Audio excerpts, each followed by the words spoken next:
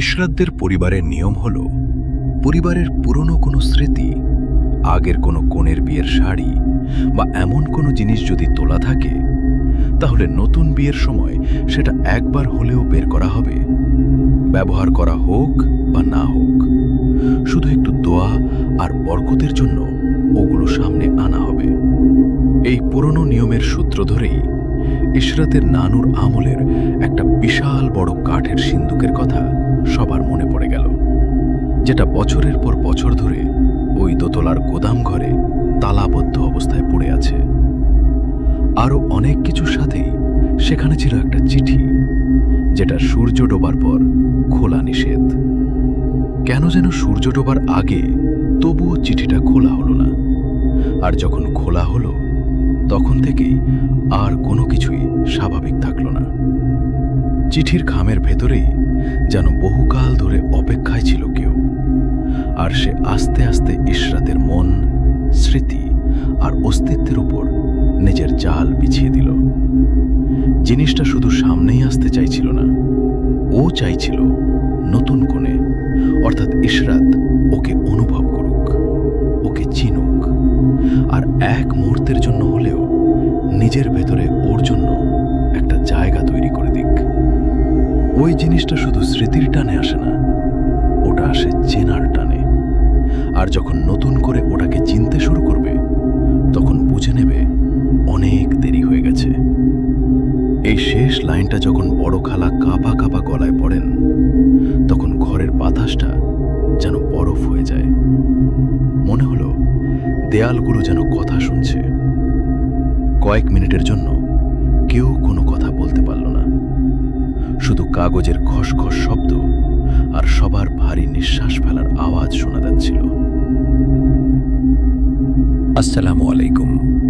রহস্য, অজানা আর অতি প্রাকৃত ঘটনার জগতে আপনাকে স্বাগতম।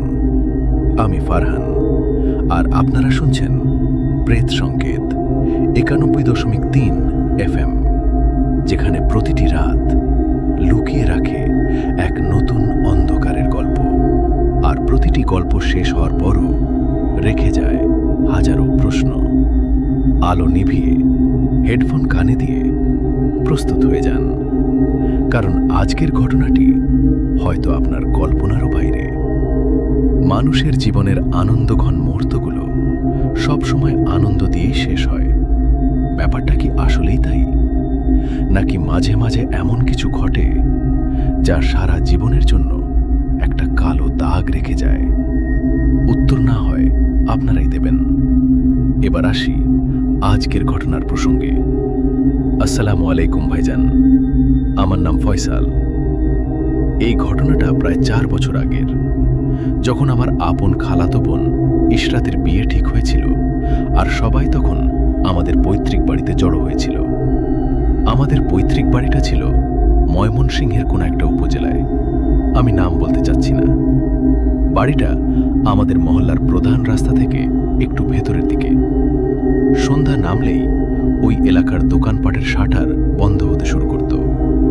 চায়ের দোকানগুলোয় কোলাহল আস্তে আস্তে কমে আসত, আর রাতের বেলায় খুব বেশি হলে দূরে কোথাও কুকুরের ডাক শোনা যেত, কিংবা বাতাসে গাছের পাতা খসখস করে আওয়াজ তুলত।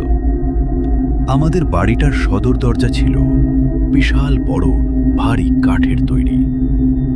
দরজার গায়ে পুরনো পিতলের বড় বড় পেরেক পোতা।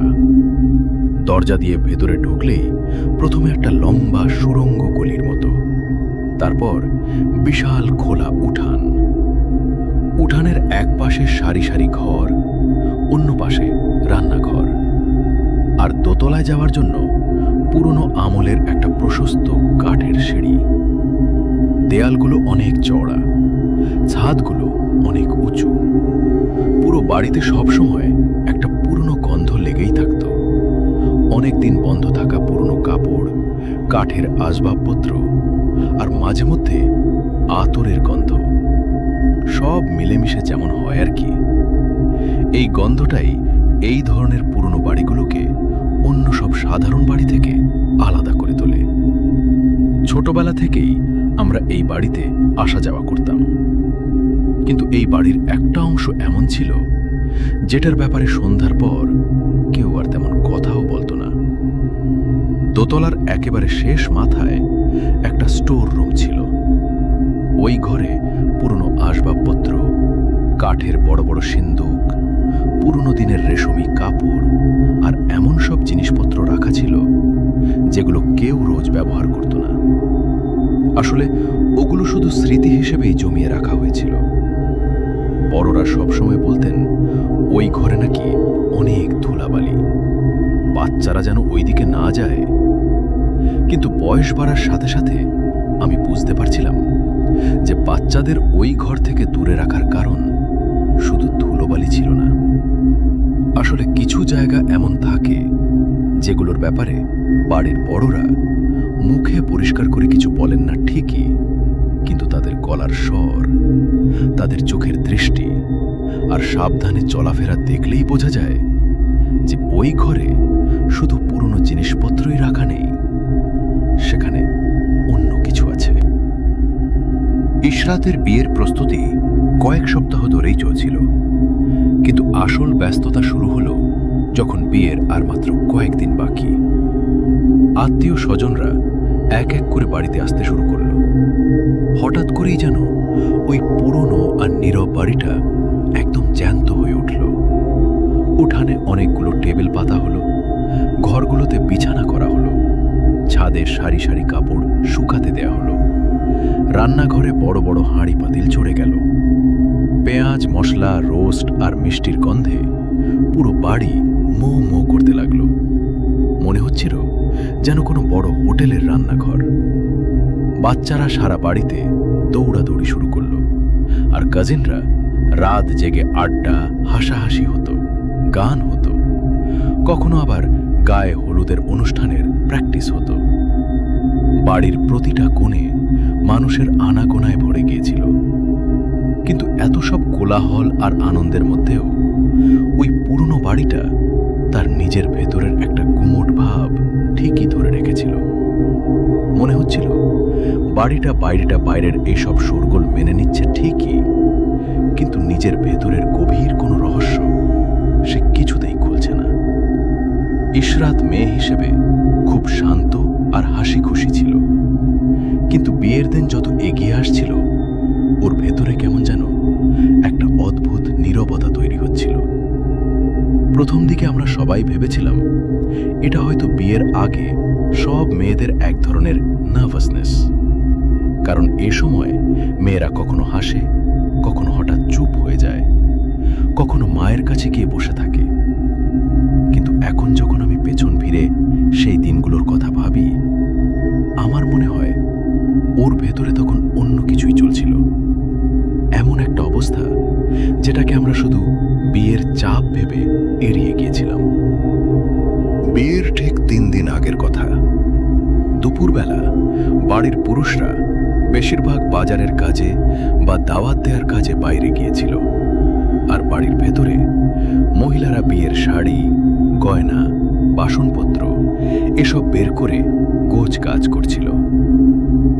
আমাদের পরিবারের একটা পুরনো নিয়ম ছিল, যদি পরিবারের পুরনো কোনো স্মৃতি, আগের কোনো কনের বিয়ের শাড়ি বা এমন কোনো জিনিস তোলা থাকে, তাহলে নতুন বিয়ের সময় সেটা একবার হলেও বের করে দেখা হবে।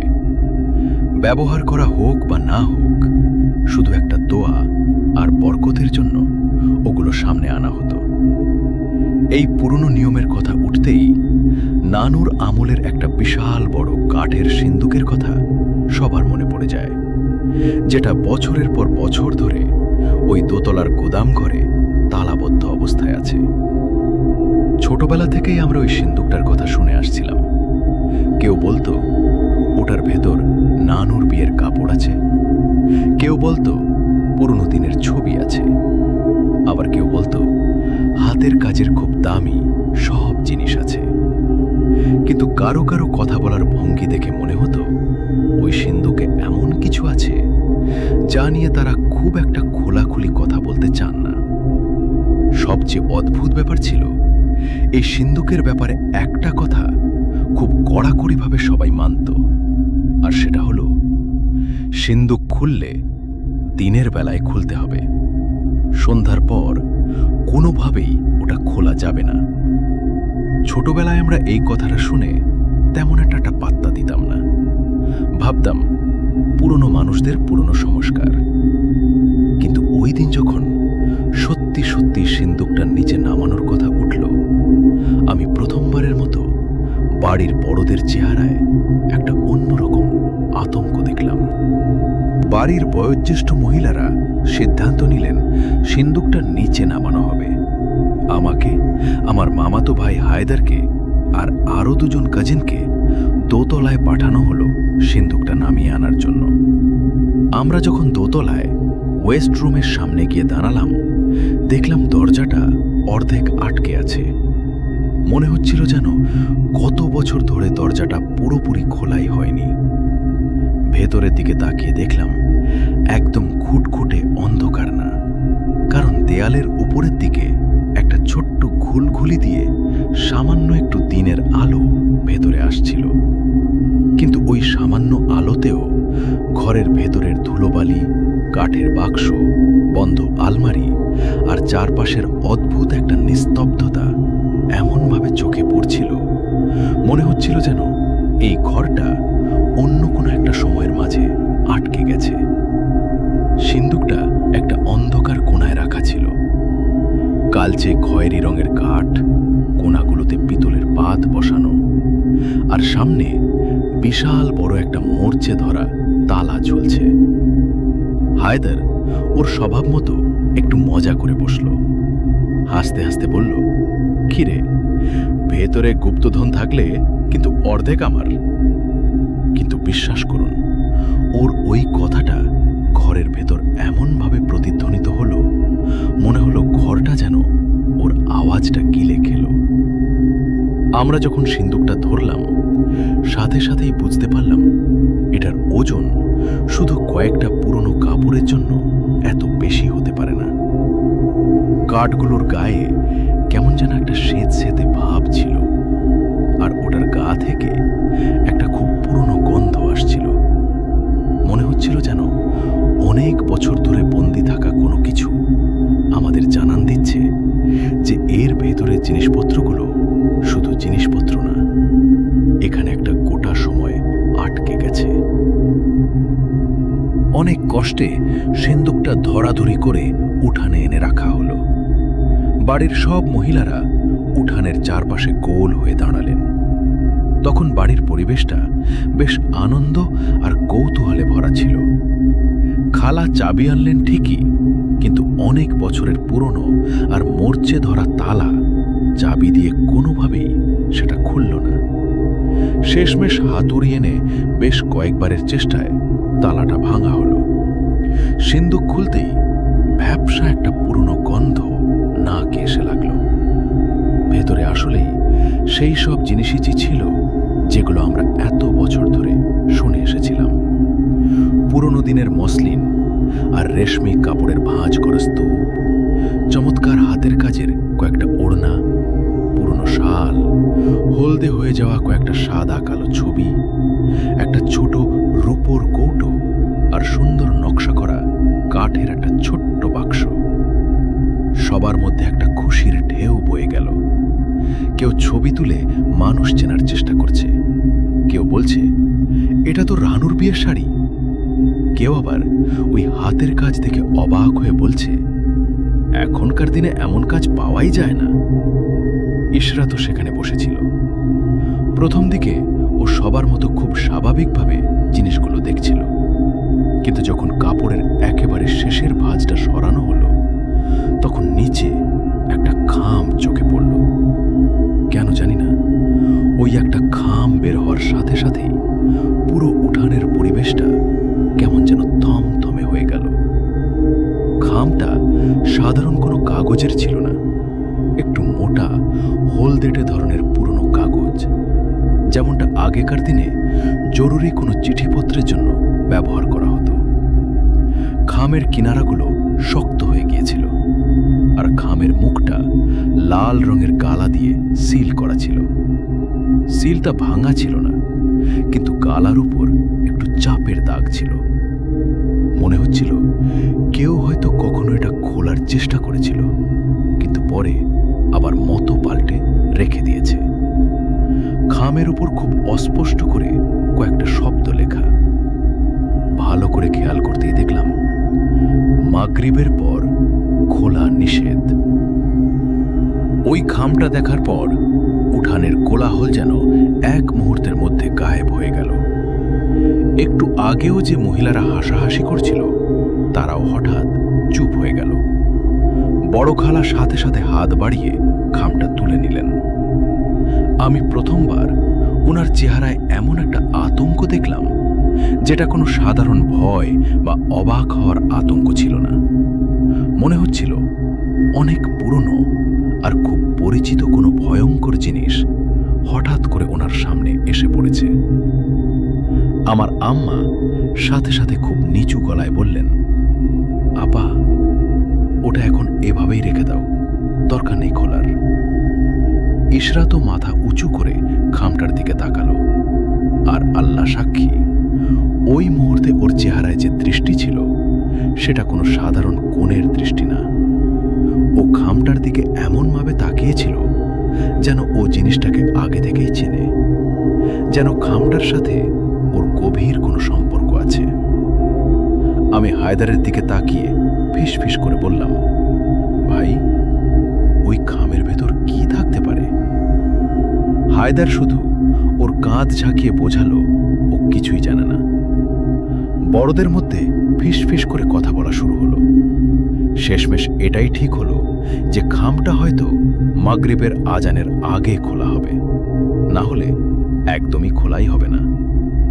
কিন্তু আমাদের সমাজে যেমন হয় আর কি, সিদ্ধান্ত তো নেওয়া হয়, কিন্তু সেটার বাস্তবায়ন হতে দেরি হয়। বাড়িতে তখন বিয়ের কাজের অনেক চাপ, রান্নাঘরের কাজ বাড়ছে, বাইরে থেকে আসা মেহমানদের রিসিভ করার তারা। এর মধ্যে কে যেন বলল, আরে এখন এত তাড়াহুড়ো করে খামটা খুলে পড়বে কে? মাগরিবের পর একটু শান্তিতে বসে পড়া যাবে। এই কথা শোনা মাত্রই বড় খালা খুব শক্ত আর কড়া গলায় বললেন, মাগরিবের পর কোনোভাবেই না, যা করার দিনের আলো থাকতেই করতে হবে। ওনার গলার স্বরে এমন একটা ভয় আর কড়াকড়ি ছিল যে আমরা সবাই চমকে গেলাম। কিন্তু এরপর আর কেউ এই নিয়ে পরিষ্কার করে কিছু বলল না। খামটা উঠানের একপাশে একটা ছোট টেবিলের উপর রেখে দেয়া হলো, আর ওটার ওপর একটা কাপড় চাপা দিয়ে দেয়া হলো। সবাই ভাবল কাপড় দিয়ে ঢেকে রাখলেই হয়তো ওইটার ঝামেলা শেষ। কিন্তু কোনো জিনিস চোখের আড়াল করলেই কি আর মনের আড়াল হয়? ওই খামটা তখন পুরো বাড়ির মানুষের একটা আকর্ষণের কেন্দ্রবিন্দু হয়ে দাঁড়িয়েছে। আস্তে আস্তে বিকেল গড়িয়ে সন্ধ্যা নামতে শুরু করল। উঠানের লাইটগুলো জ্বালিয়ে দেয়া হলো। রান্নাঘর থেকে মাংসের আর পোলাওয়ের দারুণ সুঘ্রাণ ভেসে আসতে লাগলো। বাচ্চারা আবার তাদের দৌড়াদৌড়ি শুরু করল। পুরুষরা বাজার থেকে ফিরে এলেন। বাইরে থেকে দেখলে যে কেউ মনে করবে এটা একটা খুব সাধারণ খুশিতে ভরা বাড়ি, যেখানে বিয়ের উৎসব চলছে। কিন্তু আমি এই পুরো সময়টার মধ্যে অদ্ভুত দুটো ব্যাপার খেয়াল করলাম। এক, ইশরাত বারবার ওই টেবিলটার দিকে তাকাচ্ছিল যেখানে কাপড়ের নিচে ওই খামটা রাখা ছিল। দুই, উপরের তলার ওই স্টোর রুমের দিক থেকে 2-3 বার এমন একটা আওয়াজ আসলো, মনে হলো কেউ খুব ভারী পায়ে হেঁটে গিয়ে হঠাৎ করে থেমে গেল। প্রথমে আমরা ভাবলাম হয়তো কোনো কাজিন উপরে গিয়েছে, কিন্তু হায়দার যখন উপরে গিয়ে চেক করে আসলো তখন ও বলল সেখানে কেউ নেই। নিচে এসে ও একটু হাসার ভান করে বলল, আরে পুরনো বাড়ি তো, তাই কাঠের মেঝে থেকে এমনিতেই আওয়াজ আসে। কিন্তু ওর চেহারায় কোনো হাসি ছিল না, গলা শুকিয়ে কাঠ। মাগরিবের আজানের পর বাড়ির পরিবেশটা যেন হঠাৎ করেই ভারী আর গুমোট হয়ে গেল। এটা শুধু রাত নামার কারণে না, অন্য একটা কারণ ছিল।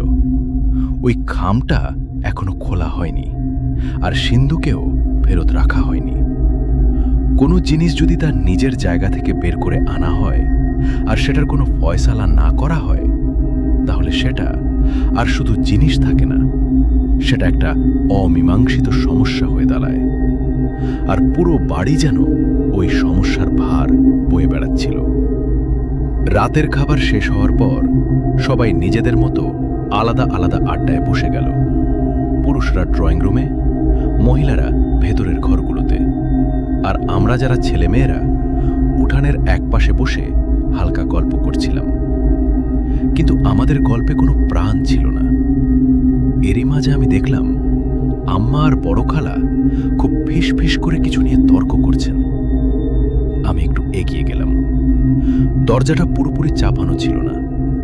আমি শুধু শুনতে পেলাম খালা বলছেন, আমি তো আগেই বলেছি, বারণ করেছিলাম ওই সিন্দুক বের না করতে। আম্মা বলছেন, বিয়ের আগে পুরনো জিনিস দেখার নিয়ম তো মানতেই হতো। আমি যদি আগে থেকে বারণ করতাম তাহলে সবাই সন্দেহ করত না। আমি চুপি চুপি সেখান থেকে সরে আসলাম। কিন্তু আমার মনে ততক্ষণে এই বিশ্বাসটা একদম শক্ত হয়ে গেছে যে সমস্যাটা ওই খামের ভেতরের কোনো চিঠি নিয়ে না। সমস্যাটা এমন কিছু যা বাড়ির পুরনো মানুষরা আগে থেকেই জানেন। রাত তখন আনুমানিক 9:30 বাজে। হঠাৎ করে কারেন্ট চলে গেল। লোডশেডিং আমাদের দেশের খুব সাধারণ একটা ব্যাপার। জেনারেটর চালু হতে কয়েক মিনিট তো লাগবেই, কিন্তু ওই কয়েক মিনিটের ঘুটঘুটে অন্ধকারে বাড়ির চেহারাটাই যেন পাল্টে গেল। সবার হাতে থাকা মোবাইলের ফ্ল্যাশ লাইট এদিক ওদিক ঘুরতে লাগলো। উঠানের এক কোণায় একটা মোমবাতি জ্বালানো হলো। কেউ একজন বাচ্চাদের নিজের কাছে ডেকে নিল। আর ঠিক ওই সময়টাতে আমার চোখ গেল ওই টেবিলটার দিকে যেখানে কাপড়ের নিচে খামটা রাখা ছিল। আমার পরিষ্কার মনে আছে টেবিলটার কাছে কেউ একজন দাঁড়িয়েছিল। আমি সাথে সাথে ওই দিকে মোবাইলের আলো ফেললাম, কিন্তু কেউ নেই। আমি ভাবলাম এটা হয়তো মনের ভুল, কিন্তু ঠিক পরের মুহূর্তেই ইশরাতের গলা শুনতে পেলাম। খুব নিচু কিন্তু একদম পরিষ্কার গলায় ইশরাত বলল, কাপড়টা কে সরালো? আমরা সবাই চমকে তাকালাম। সত্যি সত্যি খামের উপর থেকে কাপড়টা অর্ধেক সরে গেছে। লাল গালার সিলটা ওই মোমবাতির অল্প আলোতেও চকচক করছিল। কেউ স্বীকার করল না কাপড়টা কে সরিয়েছে।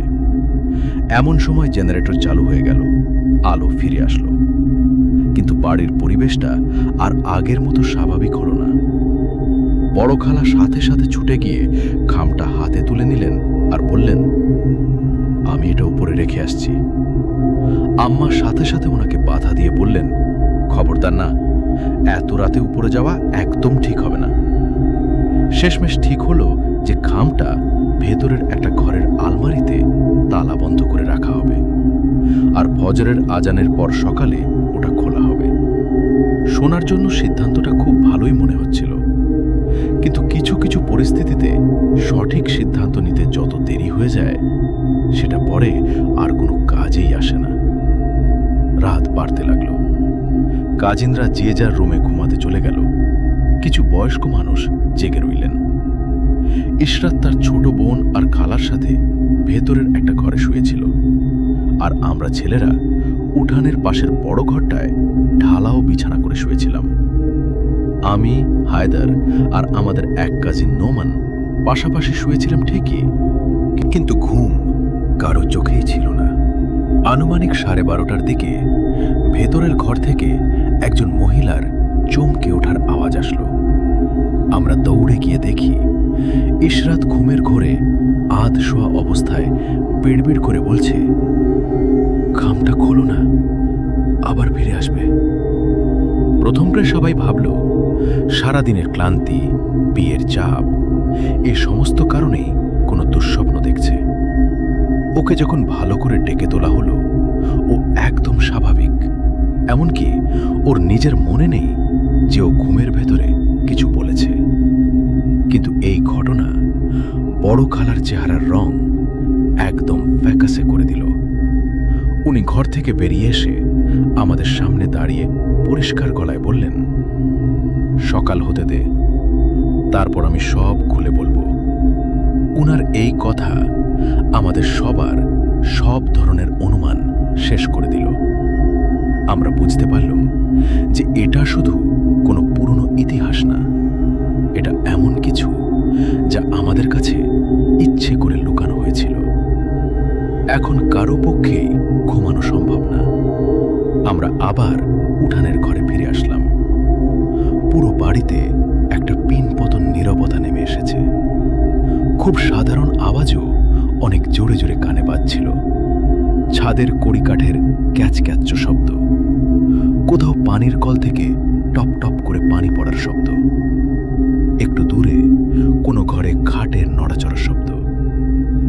আর এই সব কিছুর মাঝে হঠাৎ করে দোতলার ওই স্টোর রুম থেকে এমন একটা আওয়াজ আসলো যেন খুব ভারী কোনো কিছু মেঝের উপর দিয়ে ঘষে ঘষে সরানো হচ্ছে। নোমান ভয়ে লাফ দিয়ে উঠল। হায়দার ঢোক গেলে বলল, আরে বাতাসের কারণে হয়তো দরজা নড়ছে। কিন্তু ওর কথার পরপরই দরজা থেকে একদম স্পষ্ট 3 বার টোকা দেওয়ার আওয়াজ আসলো, সমান বিরতিতে, বেশি জোরেও না, আস্তেও না। আমরা 3 জনে একে অপরের দিকে তাকালাম। কিন্তু বিশ্বাস করুন, ওই মুহূর্তে উপরে গিয়ে দেখার কথা আমাদের মাথাতেও আসেনি। ফজরের আজানের আগের সময়টুকুতে মনে হচ্ছিল যেন কোনোভাবে এই সময়টা কাটছে না। রাত যত গভীর হচ্ছিল, বাড়ির সব আনন্দ আর কোলাহল যেন পড়তে পড়তে খসে পড়ছিল, আর নিচে পড়ে থাকছিল শুধু এক ভয়ঙ্কর নিস্তব্ধতা।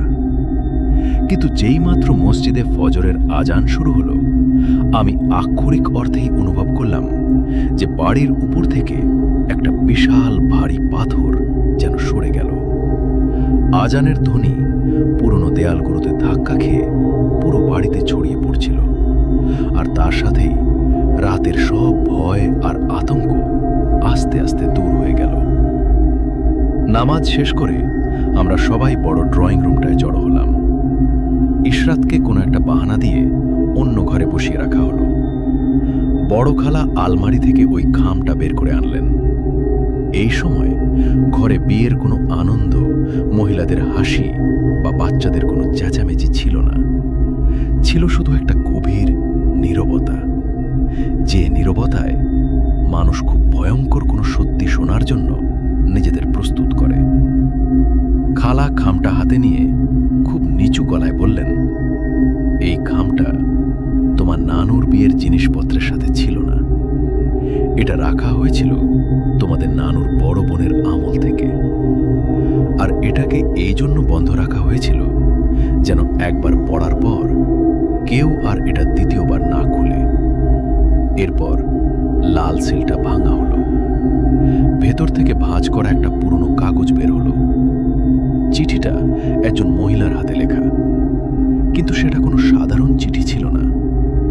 ওই লেখার শুরু থেকে শেষ পর্যন্ত এমন একটা আতঙ্ক আর ঘাবড়ে যাওয়ার ছাপ ছিল যা শুধু শব্দ পড়ে না, লেখার ধরন দেখলেও বোঝা যাচ্ছিল। কোথাও শব্দগুলো একটার পর একটা উঠে গেছে, কোথাও কালির দাগ লেপটে আছে। মনে হচ্ছিল যেন লেখার সময় হাত কাঁপছিল, আর কোথাও মনে হচ্ছিল যেন একটা বাক্য শেষ হওয়ার আগেই অন্য কোনো এক অজানা ভয়ে কলম থেমে গেছে। চিঠিতে লেখা ছিল, ওই মহিলার বিয়ের আগে যখন বাড়ির অন্য মহিলারা পুরনো কনের কাপড়, ওড়না আর গয়না বের করে গোছাচ্ছিল, তখন তিনি প্রথমবারের মতো তার নিজের বিয়ের সিন্দুকের ভেতর একটা মুখ ছবি দেখতে পান। ওই মুখটা সেখানে উপস্থিত কোনো জীবিত মহিলার ছিল না। চেহারাটা খুব স্পষ্ট ছিল না, শুধু এটুকু বোঝা যাচ্ছিল যে ওটা একজন মহিলার চেহারা, খুব শান্ত, স্থির, আর এমনভাবে তাকাচ্ছিল যেন সে সব কিছু আগে থেকেই জানে।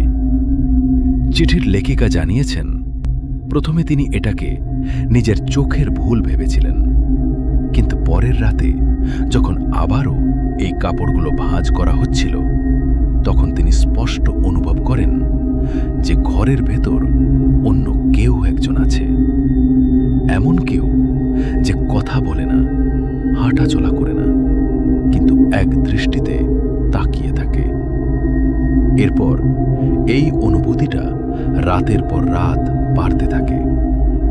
ওনার মনে হতে থাকে পুরনো কোণের ওই কাপড়গুলো শুধু সিন্দুকের ভেতরে রাখা কাপড় নয়, কেউ একজন ওগুলো দেখছে, ছুঁয়ে দেখছে, ওগুলোর চারপাশে ঘুরছে আর নতুন কোণেকে আস্তে আস্তে নিজের দিকে টানছে, যেন সে পুরনো স্মৃতিগুলোকে নতুন জীবনের সাথে আবার জুড়তে চাইছে। চিঠির এক জায়গায় এমনও লেখা ছিল যে এক রাতে তিনি তার ঘরের দরজার কাছে খুব হালকা নূপুরের আওয়াজ শুনতে পান, অথচ বাড়ির কোনো মহিলা তখন গয়না পরেছিল না। আর তিনি যখন ঘুরে তাকান তখন দেখেন দরজার নিচ দিয়ে শুধু একটা কালো ছায়ার কিনারা সরে যাচ্ছে। এই লাইনটা পড়ার সময় আমার গায়ের লোম খাড়া হয়ে গিয়েছিল। চিঠির একেবারে শেষের দিকে হাতের লেখাটা আরো অগোছালো হয়ে গিয়েছিল। মনে হচ্ছিল লেখিকার খুব তাড়া ছিল, যেন এই কথাগুলো শেষ করার সুযোগ তিনি আর পাবেন না। তিনি খুব পরিষ্কারভাবে লিখে গিয়েছিলেন, যদি কখনো এই কাগজটা আবার কোনো নতুন কোণের বিয়ের আগে বের হয়, তাহলে খবরদার এটা মাগরিবের পর পড়বে না।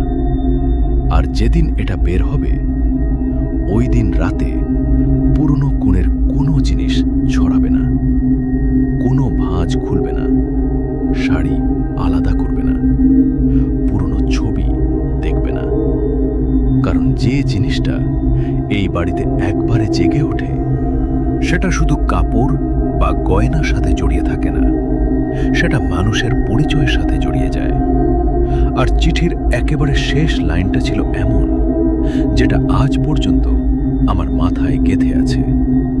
লাইনটা ছিল, ওই জিনিসটা শুধু স্মৃতির টানে আসে না, ওটা আসে চেনার টানে। আর যখন নতুন কোণে ওটাকে চিনতে শুরু করে তখন বুঝে নেবে অনেক দেরি হয়ে গেছে। এই শেষ লাইনটা যখন বড় খালা কাঁপা কাঁপা গলায় পড়ে শোনালেন, তখন ঘরের বাতাসটা যেন বরফ হয়ে গেল। মনে হলো দেয়ালগুলো যেন কথা শুনছে। কয়েক মিনিটের জন্য কেউ কোনো কথাই বলতে পারল না, শুধু কাগজের খসখস শব্দ আর ভারী নিঃশ্বাস ফেলার শব্দ পাওয়া তোকে ওই দিন কিছুই জানানো হলো না। উপর উপর শুধু এটুকু বলা হলো যে পুরনো জিনিসগুলো নষ্ট হয়ে গেছে, কাপড়ের সেতো সেতে দাগ পড়ে গেছে, তাই ওগুলো আবার সিন্দুকে ভরে রাখা হয়েছে, যাতে বিয়ের এই ঝামেলার মধ্যে কোনো কিছু হারিয়ে না যায়। শোনার জন্য খুব স্বাভাবিক একটা যুক্তি ছিল, কিন্তু এই মিথ্যে দিয়ে বাড়ির ওই থমথমে পরিবেশটা বেশিক্ষণ ঠিক রাখা গেল না। কারণ সমস্যাটা এখন আর শুধু সিন্দুক, খাম বা পুরনো কাপড়ের মধ্যে আটকে নেই। আসল পরিবর্তনটা যখন ইশরাতের মধ্যে দেখা যাচ্ছিল, তখন সবাই নতুন করে ভাবতে শুরু করলো। আর সেটা এমনভাবে শুরু হলো যা প্রথম দিকে খুবই সামান্য মনে হচ্ছিল, কিন্তু যখন একটার পর একটা ঘটনা জোড়া লাগতে শুরু করলো, তখন আমরা বুঝতে পারলাম আমরা সিন্দুক থেকে শুধু একটা পুরনো চিঠি বের করিনি, বরং আমরা এমন কিছুর দরজা খুলে দিয়েছি যা নতুন কোণের গায়ের গন্ধে আবার জেগে উঠেছে। দুপুরের দিকে আমি দেখলাম ইশরাত উঠানের এক কোণায় বসে আছে। ও এমনভাবে বসেছিল যেন ওর সামনে কেউ একজন দাঁড়িয়ে আছে আর খুব মনোযোগ দিয়ে ও তার কথা শুনছে। ওর দুই হাত কোলের উপর রাখা, মাথাটা একপাশে হালকা করে কাত করা, আর চোখ দুটো এমনভাবে স্থির ছিল মনে হচ্ছিল ও কোনো ফাঁকা জায়গার দিকে নয়, বরং নির্দিষ্ট কোনো চেহারার দিকে তাকিয়ে আছে। ওর আশেপাশে তখন কেউ ছিল না, কোনো মহিলা, বাচ্চা বা কাজিন কেউ না, কিন্তু ওর অঙ্গভঙ্গি দেখে আমার বুকের ভেতরটা কেমন যেন কেঁপে উঠল। আমি কয়েক মুহূর্তের জন্য ওখানেই থমকে দাঁড়ালাম। খালা ওর কাছে গিয়ে খুব স্বাভাবিক গলায় জিজ্ঞেস করলেন, কিরে, কি হয়েছে? ইশরাত কিন্তু চমকে তাকালো না, বরং খুব আস্তে আস্তে যেন কোনো গম্ভীর চিন্তার জগৎ থেকে আবার ফিরে আসলো আর বলল, খালা, ওই চিঠিটা কে লিখেছিল? ওর এই কথা শোনা মাত্রই ঘরে থাকা বাকি দুজন মহিলার হাত একেবারে থেমে গেল। আমরা তো ওর সামনে খাম, লালগালা, চিঠি বা চিঠির ভেতরের কোনো কিছুরই নাম নেইনি। খালা সাথে সাথে বললেন, কিসের চিঠি? তুই মনে হয় অনেক টায়ার্ড। কিন্তু ইশরাতের চোখে তখন যে আগ্রহ ছিল, সেটা কোনো সাধারণ কৌতূহল ছিল না। ও এমনভাবে প্রশ্ন করছিল যেন কোনো লুকানো জিনিসের সন্ধান চাইছে। ও এমনভাবে কথা বলছিল যেন কেউ আগে থেকেই ওকে সব বলে দিয়েছে, অথবা ওর আর ওই চিঠির মাধ্যমে একটা সম্পর্ক তৈরি হয়েছে। প্রথম রাত, আসল ভয়ের প্রথম স্পষ্ট প্রমাণ। ইশরাত ওর দুজন কাজিন আর খালার সাথে ভেতরের ঘরে ঘুমাচ্ছিল। রাত তখন হয়তো 12টা বা 1টার কাছাকাছি। হঠাৎ ভেতর থেকে চিৎকারের আওয়াজ আসলো। আমরা সবাই দৌড়ে গেলাম। গিয়ে দেখি ইশরাত বিছানার উপর একদম সোজা হয়ে বসে আছে। ওর চোখ দুটো বড় বড় করে খোলা, কিন্তু মনে হচ্ছিল না ও পুরোপুরি সজাগ। ও ঠিক সামনের মেঝেতে ওর লাল রঙের ওড়নাটা ফেলে রেখেছে, যেটা ঘুমানোর আগে আলমারির হাতলে ঝুলিয়ে রাখা হয়েছিল। খালা বললেন, হয়তো বাতাসের কারণে বা ঘুমের ঘোরে পড়ে গেছে। কিন্তু সমস্যাটা ওড়না নিচে পড়ে যাওয়া নিয়ে ছিল না। সমস্যাটা ছিল ওড়নাটা নিচে মোটেই এলোমেলোভাবে পড়েছিল না। ওটা মেঝের মাঝে এমনভাবে ছড়ানো ছিল যেন কেউ ওটা নিজের কাঁধে জড়িয়ে নিয়েছিল, তারপর খুব সাবধানে মেঝের উপর ফেলে দিয়েছে। ইশরাত হঠাৎ খুব কর্কশ গলায় বলে উঠল, এটা ওড়াবে না, এটা আমার না। ঠিক পরের মুহূর্তেই ও নিজের কথায় নিজেই চমকে উঠল, হাউমাউ করে কাঁদতে শুরু করল। ওকে পানি খাওয়ানো হলো, কালিমা পড়ানো হলো। সবাই ভাবল হয়তো বাজে কোনো স্বপ্ন দেখছে। কিন্তু ওই রাতের পর ওই ঘরের জিনিসপত্র সব পাল্টে দেয়া হলো। খাম আর সিন্দুকের কথা আর কেউ মুখেও আনত না। পরদিন সকালে, অর্থাৎ দ্বিতীয় দিন, ইশরাতের গায়ের রং ফ্যাকাশে হয়ে গেল। ও নাস্তা প্রায় করলই না। সবচেয়ে অদ্ভুত ব্যাপার ছিল, ও বাড়ির পরিচিত মানুষদের চিনতেও সময় নিচ্ছিল। মানুষগুলোর মুখের দিকে তাকিয়ে এমনভাবে ভ্রু কুঁচকাচ্ছিল যেন এক মুহূর্তের জন্য ওই পরিচিত মুখগুলো প্রতিচ্ছবি হয়ে ভেসে উঠছে। দুপুরের দিকে একটা এমন ঘটনা ঘটল যে আমাদের সবাইকে একদম ভেতর থেকে নাড়িয়ে দিল। ইশরাত ওর ছোট বোনের সাথে একটা ঘরে বসেছিল।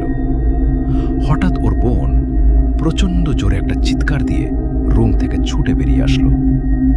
আমরা দৌড়ে ভেতরে গেলাম। গিয়ে দেখি ইশরাত আয়নার সামনে বসে আছে আর ওর সামনে রাখা কাচের চুড়িগুলো এক এক করে খুলে টেবিলের উপর রাখছে। ওর বোন কাঁদতে কাঁদতে বলল, ইশরাত আপু, আয়নার দিকে তাকিয়ে কার সাথে যেন কথা বলছিল। আমরা যখন ইশরাতকে জিজ্ঞেস করলাম, ও প্রথমে একেবারে অস্বীকার করল।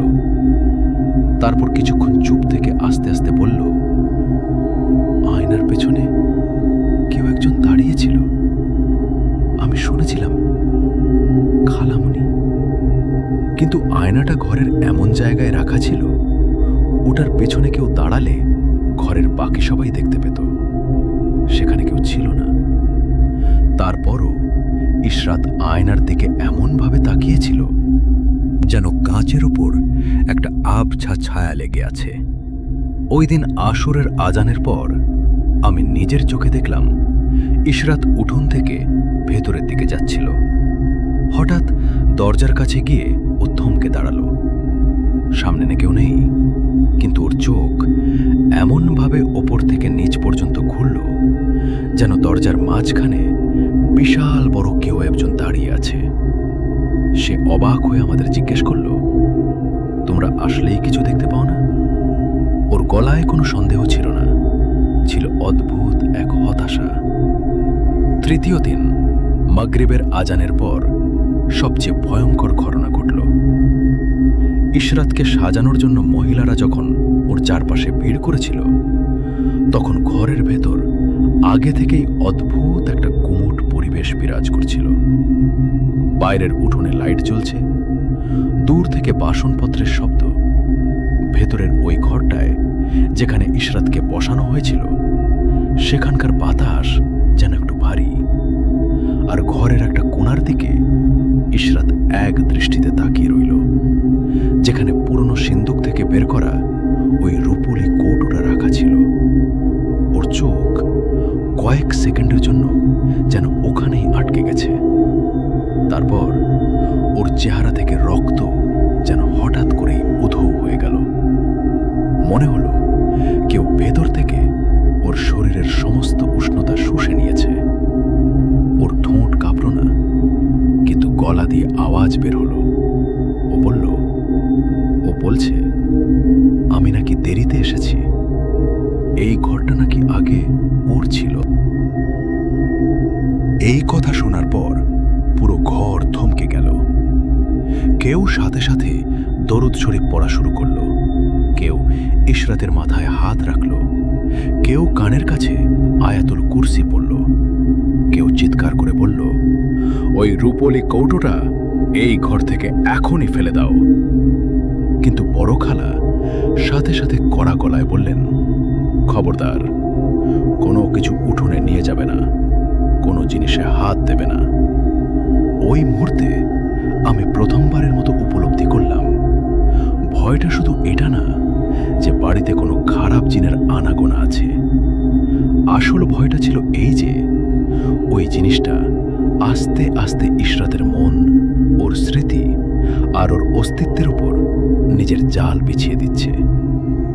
ইশরাতের দৃষ্টি একটা নির্দিষ্ট জায়গাতেই আটকে ছিল, যেন ও সত্যি সত্যি এমন কাউকে দেখছে যাকে আমরা দেখতে পাচ্ছি না। খালা সাথে সাথে মামাকে ডাক দিলেন, আর মুহূর্তের মধ্যেই মামা, সব পুরুষরা ওই ঘরের দরজার বাইরে এসে জড়ো হলো। ভেতরের অবস্থা দেখে সবার রং ফ্যাকাসে হয়ে গেল। তখনই সিদ্ধান্ত নেওয়া হলো, আর দেরি করা যাবে না। এলাকার কোনো পরহেজগার, জ্ঞানী হুজুরকে ডাকা খুব জরুরি। আমাদের মহল্লার বড় মসজিদের ইমাম সাহেব, যাকে সবাই খুব শ্রদ্ধা করত, তিনি আমাদের পরিবারের অনেক পুরনো পরিচিত মানুষ। সাথে সাথে একটা ছেলেকে পাঠানো হলো ওনাকে ডেকে নিয়ে আসার জন্য। প্রায় 15 থেকে 20 মিনিট পর ইমাম সাহেব আসলেন। ওনার আসার সাথে সাথে এই বাড়ির পরিবেশে একটা অদ্ভুত পরিবর্তন অনুভব করলাম। মনে হলো একটা দিশেহারা নৌকায় একজন শক্ত হাল ধরার মানুষ পাওয়া গেছে। উনি সোজা ওই ঘরের ভেতরে ঢুকলেন যেখানে ইশরাত বসেছিল। উনি কোনো অপ্রয়োজনীয় প্রশ্ন করলেন না, কারো উপর রাগ দেখালেন না। জোরে জোরে কিছু পরে পরিবেশটাকে আরো নাটকীয় করার চেষ্টা করলেন না। প্রথমে কয়েক মুহূর্ত উনি শুধু চুপচাপ দাঁড়িয়ে রইলেন, পুরো ঘরটায় চোখ বুলালেন, ইশরাতের চেহারার দিকে তাকালেন, তারপর ওই কোণটার দিকে তাকালেন যেখানে রূপোর কৌটোটা রাখা ছিল। তারপর খুব শান্ত গলায় বললেন, সবাই একসাথে কথা বলবেন না, একজন আমাকে প্রথম থেকে সব ঘটনা খুলে বলুন। বড় খালা কাঁপা কাঁপা গলায় পুরো ঘটনা শোনালেন। ইমাম সাহেব পুরোটা সময় একদম চুপচাপ শুনে গেলেন। ওনার চেহারায় ঘাবড়ে যাওয়ার কোনো ছাপ ছিল না। ইমাম সাহেব দুটো কাজ করলেন। প্রথমত, উনি ইশরাতের আশপাশ থেকে ভিড় কমিয়ে দিলেন। শুধু দুজন বয়স্ক মহিলা যেন থাকে, বাকিরা একটু যেন পিছিয়ে দাঁড়ায়। দ্বিতীয়ত, উনি ওই রূপোর কৌটায় নিজে হাত দিলেন না, বরং একটা পরিষ্কার কাপড় আনালেন। ওই কাপড় দিয়ে কৌটোটাকে মুড়িয়ে ঘরের এক কোণায় আলাদা করে রাখতে বললেন। আমি আম্মার কাছ থেকে সব শুনেছি। এরপর উনি ইশরাতের কাছে কোনো চেয়ারে না বসে ফ্লোরে বসে পড়লেন। তারপর বললেন, মা ইশরাত, আমার দিকে তাকাও।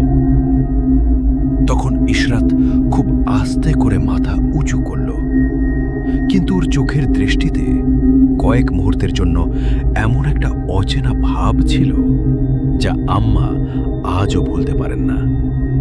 মনে হচ্ছিল ও কয়েক মুহূর্তের জন্য বোঝার চেষ্টা করছিল সামনে বসা মানুষটা আসলে কে। ইমাম সাহেব খুব জোরে কিছু পড়া শুরু করলেন না। ওনার পড়ার ধরনটা এমন ছিল না যেন উপস্থিত সবাইকে শোনানোর জন্য উনি পড়ছেন। উনি তেলাওয়াত শুরু করলেন। কয়েক মিনিট পর উনি এক গ্লাস পানি আনালেন। পানিতে কিছু পড়ে ফু দিলেন। তারপর ইশরাতের ঠোঁটে পানিটা আলতো করে ছুঁয়ে দিলেন।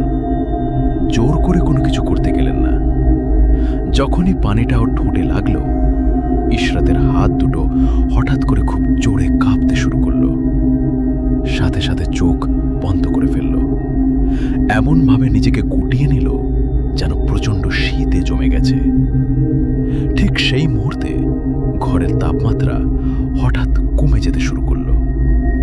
ইমাম সাহেবের চেহারার কোনো পরিবর্তন আসলো না। উনি শুধু গলার আওয়াজটা একটু শক্ত করলেন আর সূরা বাকারার কিছু আয়াত পড়া শুরু করলেন। ইশরাত চুপচাপ বসেছিল। তারপর ওর নিঃশ্বাস ভারী হয়ে এলো। সে হঠাৎ করে বলল, এটা আমার ঘর। ঘরের ভেতর উপস্থিত সবাই চমকে গেল। ইমাম সাহেব সাথে সাথে হাত নেড়ে সবাইকে চুপ থাকতে বললেন। ইশরাতকে বললেন, মা, কালিমা বলো। ইশরাতের ঠোঁট নড়ল। মনে হচ্ছিল অনেক বয়স্ক ক্লান্ত কোনো একটি গলা। আমি বলেছিলাম দেরি করিস না। এবার ঘরের বাইরে দাঁড়িয়ে থাকা পুরুষরাও কথাটা পরিষ্কার শুনতে পেল। আর এক মুহূর্তের জন্য পুরো বাড়িটা যেন নিস্তব্ধ হয়ে গেল। ইমাম সাহেব আয়াতুল কুরসি, সূরা ফালাক বারবার পড়তে লাগলেন, ফু দিতে লাগলেন এবং বলতে লাগলেন, এটা আল্লাহর ঘর। এই মেয়ে আল্লাহর বান্দি। কোনো জিনের ধোঁকা, কোনো পুরনো সম্পর্ক, কোনো অশুভ শক্তি আল্লাহর হুকুমের চেয়ে বড় হতে পারে না। ওনার এই কথাগুলো আজও আমার কানে বাজে। আমি দরজার বাইরে থেকে শুনেছি প্রায় আধা ঘন্টা ধরে উনি একটানা তেলাওয়াত করলেন। এই সময়ের মধ্যে ইশরাতের শারীরিক আর মানসিক অবস্থার পরিবর্তন আসছিল। কখনো নেতিয়ে পড়ছিল, কখনো শরীর দ্রুত কাঁপছিল। অবস্থা যখন একটু স্বাভাবিক, তখন ইমাম সাহেব বাড়ির বড়দের আলাদা করে ডেকে কিছু কড়া নির্দেশ দিলেন। উনি বললেন, ইশরাতের সামনে আর কখনো ওই চিঠি বা সিন্দুকের ব্যাপারে কোনো কথা বলা যাবে না। ওকে একা রাখা যাবে না। রাতের বেলায় ওর ঘরে সূরা বাকারার তেলাওয়াত চালিয়ে রাখতে হবে। আর সবচেয়ে জরুরি কথা হলো, পুরনো কোণের ওই জিনিসগুলো কোনো প্রথা বা নিয়মের নামে আর কোনোদিন খোলা যাবে না। অনেক সময় পুরনো জিনিসের সাথে শুধু পরিবারের স্মৃতি জড়িয়ে থাকে না, কিছু জিন বা শয়তানি শক্তিও থাকে। এখন ভয়ের কোনো কারণ নেই। আল্লাহর জিকির করুন। ওই রাতের পর বাড়িতে প্রথমবারের মতো শান্তি ফিরে আসলো, যা পুরোপুরি স্বাভাবিক না হলেও অন্তত ভয়ঙ্কর ছিল না। ইশরাত আগের মতো হাসি খুশি হয়ে যায়নি ঠিকই, কিন্তু ওর চোখের ওই পাথর হয়ে যাওয়া দৃষ্টিটা আর ফিরে আসেনি। আমি ফয়সাল। এই ঘটনাটা আপনাদের সাথে শেয়ার করলাম কারণ আমাদের সমাজে বিয়ে, যৌতুক, পুরনো পৈতৃক বাড়ি আর পুরনো স্মৃতি বিজড়িত জিনিসপত্রের সাথে অনেকের গভীর আবেগ জড়িয়ে থাকে।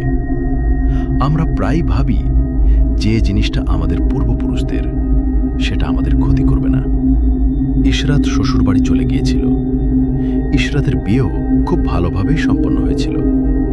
কিন্তু যেটা পারিবারিক পুরনো জিনিস সেটা সুরক্ষিত হতে হবে, আর যেটা অনেক পুরনো সেটা শুধুই একটা স্মৃতি। বেশিরভাগ সময় হয়তো এমনটাই মনে হয়, কিন্তু সব সময় না। কিছু জিনিস স্মৃতির কারণে নয়, বরং তার নীরবতার কারণে ভয়ঙ্কর হয়ে উঠতে পারে। এইটা বলেই ফয়সাল ভাই তার ঘটনা শেষ করেন। এই ছিল আজকের রহস্যময় ঘটনা। গল্পটি যদি আপনার ভালো লেগে থাকে তাহলে ভিডিওটিতে একটি লাইক দিয়ে আমাদের উৎসাহ দিন। প্রেত সংকেত 91.3 FM এ নতুন নতুন ভৌতিক, রহস্যময় ও বাস্তব ঘটনাভিত্তিক গল্প শুনতে এখনই চ্যানেলটি সাবস্ক্রাইব করুন এবং বেল আইকনটি অন করে রাখুন। মনে রাখবেন, সব অন্ধকার চোখে দেখা যায় না। কিছু অন্ধকার অপেক্ষা করে শুধু আপনার জন্য। আজকের রাত